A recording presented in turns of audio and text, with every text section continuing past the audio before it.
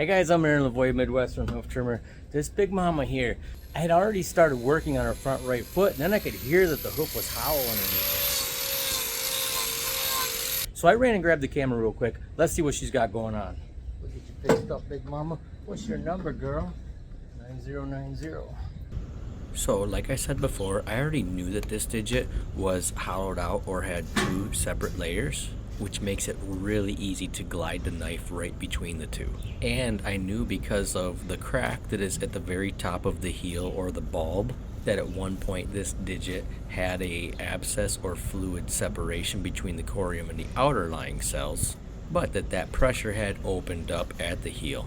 And that's going to tell me that from the beginning of the separation all the way to the back, that everything is separated and needs to be removed.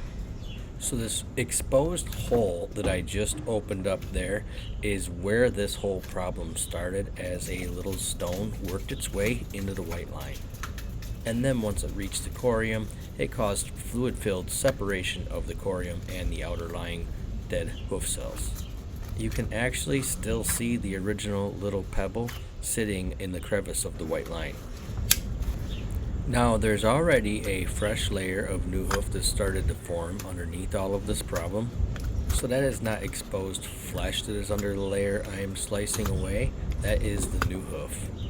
Now it's not as thick as we want it to be yet, but it's a great sign that the corium has already started producing new hoof. We do have to get all of it off so that nothing like that little pebble that is still in the white line gets in any of these crevices and causes her any further problems.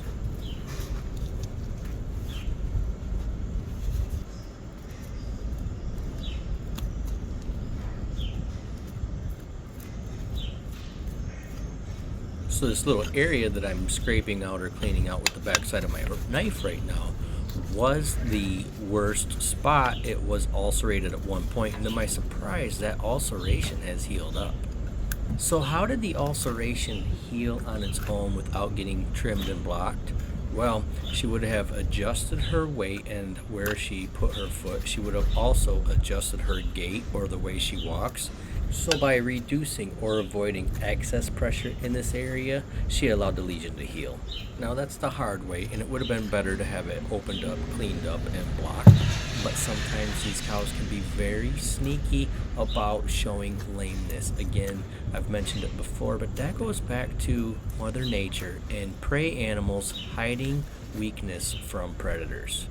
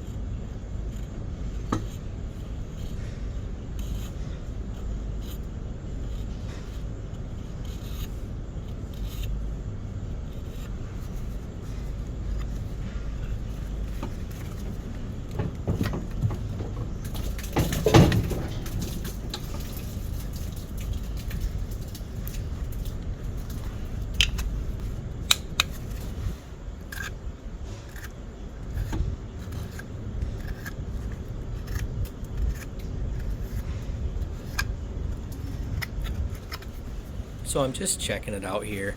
I know I don't quite have the thickness that I want. I'm just judging how much thickness is there. I would guess it's got about 1/8 of an inch of sole thickness, and I want 1/4 inch or more. So I'm gonna go ahead and prep that outer claw for a block.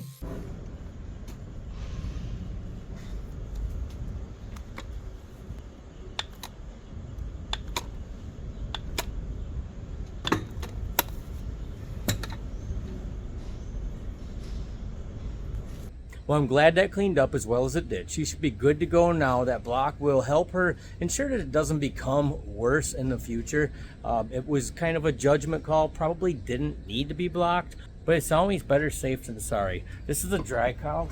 Easy, mama, easy. Which means she'll be having a calf in about 60 days. So we do not want her to freshen in or have her calf with a potential future problem. Right, big mama? All right. We'll give that block one more second. We'll let you out. All right, I think our glue is dry. We do not need a wrap on this claw. This is all new, healthy hoof horn. The only problem with it is it's still a little bit thin. So it was kind of a judgment call. It's right on the edge, but it's always better safe than sorry, especially when you weigh 1,700 pounds. All right, there you go, mama. There you are. That's not so bad, was it? Ooh, what do you got there? Little horn?